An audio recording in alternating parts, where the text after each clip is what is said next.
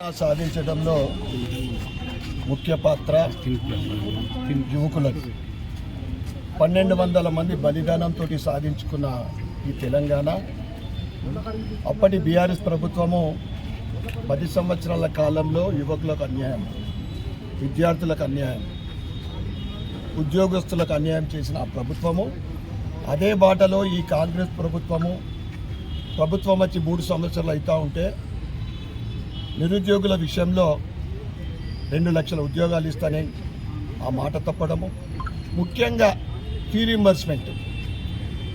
Reimbursement ఖచ్చితంగా ఇవ్వాల్సిందే.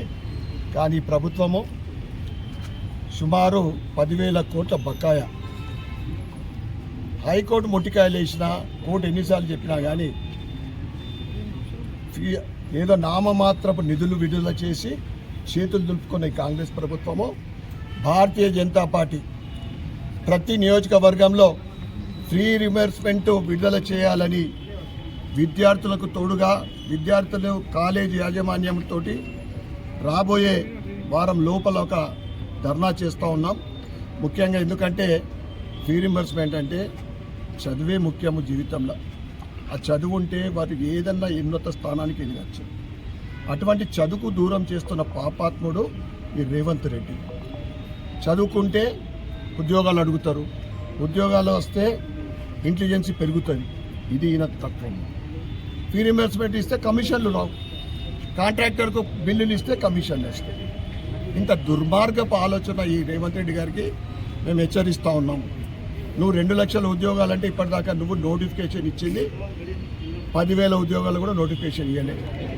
పాత ప్రభుత్వం ఇచ్చిన నోటిఫికేషన్కి ఉద్యోగాలు ఇచ్చి నేను ఇచ్చినని చెప్పుకుంటున్న దుర్మార్గపు ఈ సీఎం. అందుకే ప్రతి ఇష్యూ మీద Bharatiya Janata party first term అయిపోయింది, కాంగ్రెస్ ప్రభుత్వాన్ని 2.5 years అయిపోయింది, 3 సంవత్సరాలు కాబోతూ ఉంది. ప్రతి ఇష్యూ మీద పోరాటాన్ని చేయడానికి భారతీయ జనతా పార్టీ పోరాటం చేయడం అనేది భారతీయ జనతా పార్టీకి వెనుతో పెట్టిన విద్య. ఎవరు చెప్పాల్సింది లేదు. పోరాటం అంటేనే భారతీయ జనతా పార్టీ అంటేనే పోరాటం చేయడం. న్యాయం దిక్కు, ధర్మం దిక్కు ఎవరికైతే బాధ్యతలు ఉన్నారో వాళ్ళ వైపు ఎప్పుడు కూడా పోరాటం చేయడానికి మేము సిద్ధంగా ఉన్నాం. ఈ ఫీ రీయింబర్స్మెంట్ మొత్తం విడుదల చేసేదాకా తప్పకుండా మేము ధర్నాలు కానీ ఇతర కార్యక్రమాలు చేస్తామని తెలియజేస్తూ ఉన్నాం.